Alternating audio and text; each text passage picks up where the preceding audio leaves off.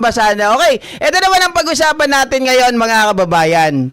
Ito pa rin ay related pa rin sa issue kanina nung 55 out of 55 doon sa Kamara na nangyari kanina doon sa pag-amyenda po ng committee report mga kababayan. Agad-agad na nagpa-press con etong kampo ni Manscarpio.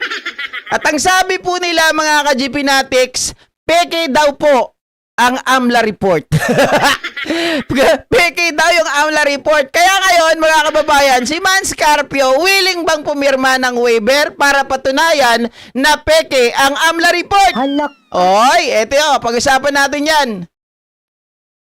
Ito po yung parang mainit na issue, no, dun sa 6 billion. No? Mhm. So, you can quote me on this, no? Attorney Carpio said that the 6 billion is fake and a lie. Fake. Wala siyang ganong pera. Okay? Oy. You can quote Attorney Carpio on that. Oy. It's fake and a blatant lie. Oy. Kumbaga sa Tagalog, marites po yun. Oy. Marites lang, chismis. Mhm. Okay? Dahil ang ginawa po ng AMLA, kung babalikan niyo po, sinasabi na transaction value. Di ba? So yung total amount ng mga transaction, inad-add nila. No? Dagdag, withdrawal, deposit, running balance. Para po ma-explain ko po mabuti, meron pong sample dito. Okay. Diba? Sa bank account niyo po, di ba? Sa libreta, Pakinggan passbook, muna natin. meron pong entrada dyan, di ba? Una, yung credit or deposit, di ba? Tapos pangalawang entrada, merong debit o withdrawal. Mhm. Is pangatlong entrada, merong balance, running balance. Okay? Kunyari, sa example natin na to, okay? Nag-initial deposit ka ng 100 pesos. Okay? So, sa kaliwa, andun yung credit. 100 pesos. Kulay green. Siyempre, ang balance mo, yung first slide. Yeah, okay? So, yung green, nag-deposit ka sa left side. So, ang balance mo sa kulay blue, 100 pesos kasi nag-deposit ka, di ba? Sige. Okay. So, next transaction, Mhm. winidraw mo yung 100. Okay? So, papasok yan dun sa debit, kulay pula. Siyempre, winidraw mo yung 100 mo, ang balance mo 0. Di ba? Tapos, the next day, nag-deposit ka ng 50 pesos. Di ba? So, nasa left side yon yung kulay green. Siyempre, ang balance mo, 50 pesos. Kulay blue. Okay? Tapos, nag-deposit ka ulit ng 50 pesos the next day. Okay? So, ang balance mo na ngayon, 100. Nasa kanan, di ba? So, ngayon, yung balance mo ng 100 na yon, winidraw mo ulit, 100. Yun, nasa red. Siyempre, zero balance ka na. Okay? So, ang ginawa nila, number of transactions. So, ilang transaction yan? Una, nag-deposit ka 100. Isa. Dalawa, nag-withdraw ka 100. Mhm. Dalawa. Pangatlo, nag-deposit ka 50 pesos. Pang-apat, nag-deposit ka 50 pesos. Pang-lima, nag-withdraw ka ng 100. So, total transactions, 5. Okay? Ang total transaction value nun, i-add mo yung 100 na dineposito mo, add mo yung 100 na withdraw mo, i-add mo yung 50 na dineposito mo. Nakita nyo yung logic mga ka-GP Natics na pinapaliwanag ng abogado ni Manscarpio. Ginagawa tayong mga gago, no? Ginagawa tayong mga tanga. Akala naman hindi natin naiintindihan. 'Di ba? Ganito yan. Unang-una mga kababayan, it's not actually the bank records ang pinag-uusapan natin. Yes, indeed, it is part of the bank records. It is part of the account. Okay? But then again, mga kababayan, tandaan po natin, ito po ay report ng bangko sa AMLA. Okay? Suspicious transactions and covered transactions. Ngayon, sinasabi nila na wala daw 6.67 billion. Dahil ito daw ay nag-add. Mga ka-GP Natics. Kung titingnan natin maigi, inflows. 'Di ba? Ang pinag-uusapan dito, yung mga pumasok, umabot ng bilyon. Imposible naman mga kababayan, mga ka-GP Natics, na yung pera mo, ilalabas mo. Meron bang taong ganon, ilalabas mo, tapos ipapasok mo ulit? Meron bang ganon? Eto mga to, ang tanong kasi dyan, syempre kaya ang tinawag dito mga kababayan, kung ito ay nanggaling mismo sa'yo, nilabas mo, tapos pinasok mo, ikaw mismo ay naglabas, ikaw mismo nagpasok, walang magiging problema yon. Hindi yun magiging suspicious transaction. Hindi yun magiging covered transaction. Bakit? Mga kababayan, ikaw mismo yun eh. Pero, paano ba nagiging flag? Paano ba nagiging red flag? Paano ba nagiging suspicious ang transaction? Una, more than 500,000. Tapos, covered yon. Okay? Yung more than 500,000. Suspicious kahit na maliit, pero saan ba nanggaling? 'Di ba? Yung pinanggalingan kaduda-duda. Like for example, drug lord. Like for example, human trafficking. 'Di ba? Kasi yung pinanggalingan dito kaya naging suspicious, ang pinanggalingan pangalan ni Sammy Uy. Sino yung mga nagdi-deposit doon sa mga bank accounts na yun? Yun ang pinag-uusapan doon. Where the millions came from para maging billion, mga ka-GPnatics. Kasi simpleng math. Sabihin natin, a total of 6.7 billion. Sabihin natin ang inflows. Nasa 4 point something. Tapos, outflows. Sabihin natin ilan ba yon? Sabihin na lang natin, ito lang, kunwari lang na numero, 1.9 billion. Di may natitira pa rin, mga ka-GPnatics, kasi inflow, papasok yun. Pagbanggain mo sa kanila, sa outflow, may naiwan pa rin. So, hindi natin pinag-uusapan actually dito, mga kababayan, yung balanse o ang pinag-uusapan natin dito, suspicious, covered transaction, saan nanggaling. Hindi natin pinag-uusapan dito, hindi naman ito mapaplag kung simpleng ako lang, nag-withdraw ko sa bangko, mga kababayan, o kaya ay nag-deposit ako ng pera ko sa bangko, tapos, mga ka-GPnatics, withdrawing ko rin ito sa bangko na ako mismo. No? Sa pangalan ko o kaya mga bank accounts ko rin ang gamit. Pero kapag ito po ang nag-deposit ibang tao, ibang pangalan, 'di ba? Tapos ayun na nga po, kaduda-duda dahil yung mga pangalan na yun ay mga drug personality, hindi mo pwedeng sabihin dito na mali yung sinasabi ng AMLA. 'Di ba? Tama ba ako mga kababayan? Yung mga accounting dito, magsalita kayo. Ginagago tayo pagdating sa numero. 'Di ba? Pag pera ang usapan, hindi nyo maloloko ang mga Pilipino. Dahil mga mukhang pera mga Pilipino eh. Hindi lahat naman ng tao, mukhang pera. Pero talaga 'di ba? Mga ka-GPnatics, kaya hindi pwede na nag-add up lang daw yung mga pera ng inflows, nag-add up lang daw yung pera ng outflows. O sige, mga kababayan, sinasabi kasi nila, marami lang nangyaring transaction kaya dumami, umabot ng billion, pero ibig sabihin wala yun. Okay, sabihin natin mga ka-GPnatics, sabihin natin na ganun na nga, pero bakit napakarami po ng transaction doon na milyones-milyones? Diba samantalang ang pera lang ninyo sa bangko at sinabi ninyo, ang pera lang nyo sa AMLA ay 88 million. Pero wala kayong pera cash on hand. Wala rin kayong pera cash on bank. So paano kayo nakakapag-inflow ng pera? Saan ang gagaling yun? Paano kayo, di ba? Pag nag-outflow kayo ng pera, saan nyo napupunta? Tapos meron na naman mga papasok.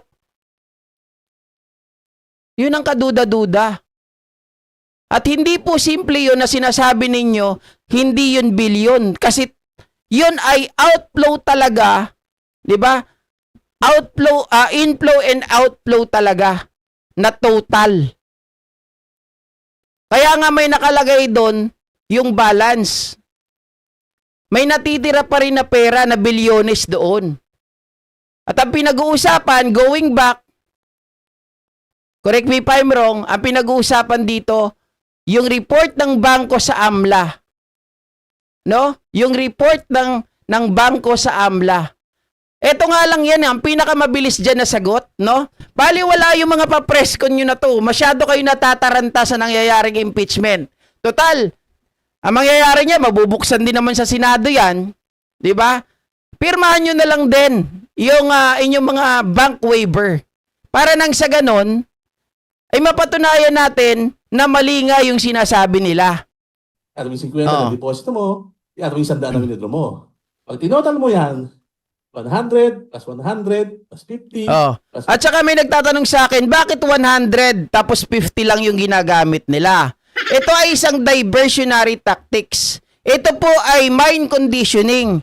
Ayaw nilang ilagay yung million dyan kasi nare-retain sa utak ng mga tao that those transactions, mga kababayan, na inilabas po ng AMLA, di ba, ay talagang mga milyones.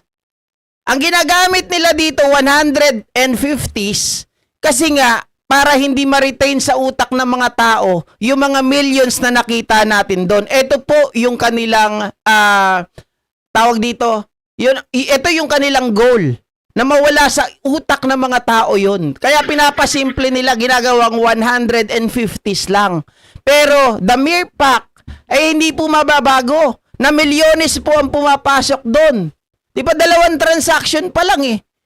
Oh, meron mga 100,000s doon. Ay 100 millions. Oh. So paano niya may papaliwanag 88 million lang ang kanilang salin? 50 plus 100, 400. So yun ang sinasabi lang, transaction value. Mm-hmm. Pero sa totohanan, malaki talaga balance mo, discrepancy. zero. Di ba? Ay hindi nila sinasabi yun. Hindi nila in-explain Mhm. na nang mabuti sa mga tao na yung number of transactions mo at yung total transaction value ay magkaiba sa actual balance nyo. Diba? Tingnan nyo po yung libreta nyo. Magkaiba po yung transactions sa... Nabaliw na rin itong mga abogado na to. Yung covered transactions is over 500,000. Mga kababayan, yung mga suspicious transaction naman ay mabababa lang yan. Pero, ang kaya naging suspicious yan na red flag yan ng bangko ay doon sa mga pinanggalingan, kaduda-duda. Balanse. Mm. Okay? So, ibahin natin. Gawin natin kunyari para mas makita natin sample. Okay? Kunyari, mag-umpisa tayo sa 1 million. So, ganun din yun. Diba? 1 million, deposit. 1 million, withdraw. 500,000, deposit. 1 million, deposit. Withdraw mo ulit. Okay? So, sa ganitong example din, di ba? Mga kababayan, wala pa tayo sa usapin ng wala pa tayo actually sa usapin po ng mga deposit, credit, mga ganyan-ganyan. Yung tawag dito normal transactions, wala pa tayo ng ganyan. Hindi pa yan pinapakita. Ang pinag-uusapan lang natin dito, attorney, covered transactions at mga suspicious transactions, which millions and billions sa pinag-uusapan. Wag nyo na kaming lituhin. Mauuto nyo lang yung mga DDS na gagayahin itong propaganda ninyo. Maliwanag na propaganda, ito ay paglilinis. Okay, para magkaalaman tayo, willing ba yung inyong mga kliyente, si Mans Carpio at si Sara Duterte to sign the waiver para magkaalaman na, or mananatili kayong sasagot sa sarili ninyong press con na wala naman po sa tama. Oh. Transactions, pero ang total transaction value mo 5 million. Mhm. Pero zero balance. Di ba? Eh kung ito, tinimes mo ng 12 months per year. Ba? So lalaki yung transaction value mo. Ay, ito. Kung daw minultiply mo ng 12 months per year, ay, nako, hindi accurate yung mga paliwanag ninyo. Kasi para maniwala ang tao, maglabasan na tayo. Sign the waiver. Ganun lang yun. 5 million times 12, Mhm. 60M. Di ba? So 60M daw ang Mhm. kabuuang transaction value mo sa isang taon, pero ang balance mo, zero. Di ba? O sa isang taon lang yan, 60M. Abogado yan, si Ilang years? 20 years. So 60M times si Attorney Danaw yan, guys. Abogado po yan, pero parang hindi abogado. Di ba? Parang hindi abogado. Wala na talaga utak ng mga DDS. Sa bagay, abogado yan eh. Kahit mali yung sabihin yan, bayad yan. 20 years. Oh. Tadaan! 1.2 billion. Diba? Oh, kita mo siya. 1.2 billion Oh. lang for 20 years. 20 years, mga kababayan. Hirap na hirap pa rin. Hindi pa rin umaabot kasi 6.67 billion yun eh. Ang total mo nga lang yun sa paliwanag mo. Ano lang eh, kulang-kulang 2 billion, di ba? Oh, malayo pa rin yung discrepancy. Kaya sabi ko sa inyo, para hindi ka mahirapan, attorney, no? Pilitin mo, kausapin mo yung client mo. Sabihin mo, Mans, para hindi na tayo mahirapan. Nahihirapan ako magpaliwanag eh. Pirma mo na lang kaya yung waiver. Tapos kasuhan natin yung mga taong nagsasabi sa iyo ng ano. Kasuhan natin yung AMLA. Kasuhan natin si Trillanes. Kasuhan natin lahat. Ganon. Kung totoo yung sinasabi mo na walang pera yung bangko na yan, kung mali yung sinasabi ng AMLA, sign the waiver. Ganun lang. Wala nang pahirapan pa. Nahihirapan ka eh. Ako nahihirapan sa'yo eh. Pinapakinggan ko maigi. Hindi mo kaya ipaliwanag eh. Oh. Ako hindi ako magaling sa math, guys. Sa totoo lang, pera lang ang kaya kong bilangin. Pera lang ang kaya kong bilangin. Ay, inaasar nga ako ng anak ko dito pag nagpapaturo sa akin, nak, graduate na ako dyan. Pwede ba? Ayaw ko nang sumakit yung ulo ko. Kasi nung nag-aaral ako, hirap na ako dyan sa math eh. Kung pwede lang. Gusto ko ng math, ayaw sa akin ng numero, hiwalay kami. 'Di ba? Pero kahit pa paano, mga kababayan, mataas-taas naman, nasa 80 naman. 'Di ba? Hindi naman pa siyang awa. Nasa 80 naman yung grado ko diyan sa math, hanggang 85. Oh, kaya lang nung college, wala na, mga ka-GPnatics. Hindi na ako nagpatuloy eh. Oh. Kumbaga, gustuin ko man siya, ayaw niya sa akin, bahala siya sa buhay niya. No, pera na lang yung bibilangin ko. Mas madaling bilangin yung pera eh, 'di ba? Kaysa mag-solve ka ng ganun. Diyos ko, maluluto lang yung utak ko. Oh, si attorney ganun din eh. Parang nahihirapan ka na magpaliwanag, attorney. Para madali, kausapin mo yung kliyente mo, sabihin mo, attorney, bigyan pa kita ng 1 million, sabihin mo, Mans, bigyan pa kita ng 1 million. Yes. Pirmahan mo na lang yung waiver mo. Tingnan natin kung papayag. Kasi kung matapang at sinasabi niyang mali talaga yung report ng AMLA, walang katotohanan kasi nungalingan lahat ng mga ito, madali lang magsabi, madali lang pumirma. Katulad nung ginawa ni Madriaga. ASAP. Pirma agad ng waiver. Di ba? Walang kagatol-gatol. Walang dalawang isip. Ganon ang walang tinatago. Oh, pero pag may tinatago ka, syempre, marami kang palusot. Sample lang to ha. Ang transaction amount, Mm. pero ang posibleng balance mo is zero. Diba? Ako rin nahihilo na sa zero eh. Ma'am Lovely. Loveless.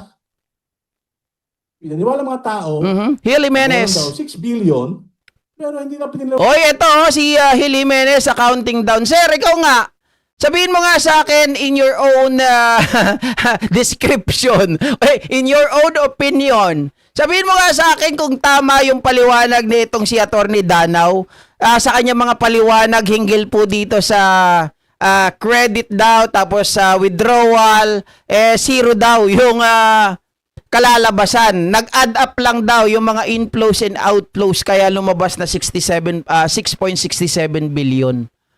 'Di ba? Ma'am Lilian. Marami dito mga accounting. Marami nga dito mga abogado, kaya nga nahihiya ako dito minsan mga ka-GPnatics eh. Kapag mali-mali ako eh. 'Di ba? Oh, in layman's term kamo. Oh, in layman's term daw. Layman's lang ang alam ko eh. In layman's term. Oh.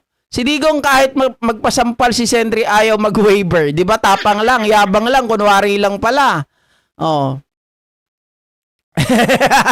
Jonas Benavides, baliktad na, kliyente na ang bibigyan. Oo, kasi nahirapan na siya magpaliwanag eh. Kahit ka tayo, nahirapan na eh. Diba? Oh. Nagtatrabaho ba yan si Man sa AMLA kaya nasabi niya mali? Well, mga kababayan, napipredict naman natin kaagad na sasabihin niya yun mali. Diba? Para para pagtakpan yung kanilang mga baho. Ganoon naman talaga eh. Kailangan maging defensive ka para pasinungalingan yung sinasabi para kunwari malinis ka. 'Di ba? Oh. Ano na? Nasaan na yung ano dyan? Sablay yan, hindi pwedeng mangyari mga sinasabi niya. Ang bilis sumagot ni Sir Hil Jimenez, no? Mga kababayan, pero napansin ko talaga, tama po yung mga binabanggit ninyo din na talagang para hindi natin maalala, mawala sa isip natin yung mga bilyones, milyones na yan, 50s and 100s lang ang kanilang mga samples. May nag-sample naman sila 1 million to 500,000 pero 'di ba? Sa huli nilagay. Sablay talaga. Oh. Kayo nang bahala, mga ka-GP Natics. Nakikita natin ngayon talagang kapag abogado, basta kliyente, pera ang pinag-uusapan, nawawala ang utak eh. 'Di ba? Nawawala ng direksyon. Pero nyo, pinipilit nila ipaliwanag na ganito para yung narrative na paniwalaan natin talagang zero daw yung account. Nag-add up lang yung inflows and outflows. Kalokohan. Mga kababayan, hindi ganun. Ang sabi nga ng mga accounting na kilala ko dito, hindi ganyan yan ah. May iba-ibang ano yan. Merong iba-ibang mga tawag dito. Ano ba tawag doon? List. Kung saan ilalagay. Doon pwedeng i-add up. Pero ang usapin dito sa AMLA, usapin to ng suspicious at mga covered transactions. Hindi lang yung mga normal transactions sa pinag-uusapan dito. So kung i-add up, kasi ako meron akong bangko dito, nakita ko yan eh. Mga kababayan, mga ka-GP Natics, meron ditong nakalagay sa bangko ko, hindi ko na lang papakita yung bangko ko sa inyo ah. Pero meron dito nakalagay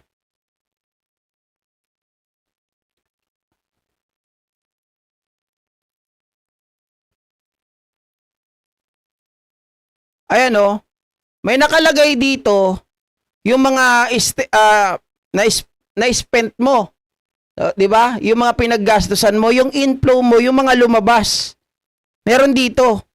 Tapos nandito rin yung mga pumasok. So, ibig ko sabihin, mga ka-GP Natics, pag halimbawa si YouTube, si AdSense, nagpadala sa'yo ng pera, di ba? Huwag muna tayo sa AMLA. Pag-usapan lang natin yung transaction talaga. May nakalagay dito, remittance, pumasok sa'yo. Tapos ngayon, kapag nag-withdraw ka, naka-minus yung mga na-withdraw. Tapos, pag may pumasok ulit na pera, mag-a-add naman. So, ibig sabihin, mga ka-GP Natics, meron talagang pinakabalanse. Nag-a-add, nagsusubtract, depende kung ano yung mga transaction. 'Di ba? Pero, yung pinakabalanse niya, nagpapalit-palit lang ito, depende po kapag may papasok at mayroong kang mga pagkakagastusan or magwi-withdraw ka. Hindi kagaya nung sinasabi nila na dito, nag-deposit ka, nag-withdraw ka, tapos magdi-deposit ka ulit sa susunod, lumalaki ngayon yung pera. Hindi. Mga kababayan, ang lumalaki dyan yung balanse. Lumiliit din yung balanse kung marami kang pinagkakagastusan, kung marami kang wini-withdraw. At lalaki ang pera mo, may ipon yan kapag maraming nadadagdag dyan sa pera mo. Kapag may pumapasok, di ba? Kung mayroong nagdi-deposit. Pero yung totality niyan, maliwanag na maliwanag, ito ay add and subtract lang. Depende sa mga transaction mo. No? Oh, yung inflows, outflows, ibig sabihin lahat yan. Lahat ng inflows. At lahat naman ng outflows. At merong sinamarize yun. Diba? Sinam ito, yung total ng inflows, yung total ng outflows. Hindi pa yan talaga yung pinaka dapat matira or yung outstanding balance ng account mo. Pero pinakita rin doon kung ima-minus natin yung outflows, minus inflows, or the other way around, may natitira pa rin na 2 point something billion. 'Di ba? Sa maliwanag na ito talaga ay maling maling interpretasyon. 'Di ba? Numero mahirap talaga 'yan Oh. Basta yung in excess ng 500k yun ang ma-red flag. Yun ang covered transaction. Marcelina Cadiente. Covered transaction ang tawag dyan. Yung suspicious naman, kahit below 500,000, basta ang pinanggalingan ay kaduda-duda. Halimbawa, ganito. 50,000. Di ba may records ka ng mga, halimbawa, ikaw ay sumasahod, katulad ko, kay YouTube ako. Sumasahod ako kay YouTube, monthly. Alam na ngayon kung saan nanggagaling yung pera ko. Tapos, pag biglaan, na may biglang pumasok, biglang-bigla, tapos ang pangalan ng pinanggalingan, Sammy Uy, maghihinala na, ba't Sammy Uy? Itong taong to, ito ba yung tao na dati ay nabalita na isang drug lord? Tapos, nagkaroon ng pattern. Nagkaroon ng pattern every month. Yung may pera na dinideposito itong Sammy Uy na to sa'yo. Red flag yun. Ang tawag doon, suspicious transaction.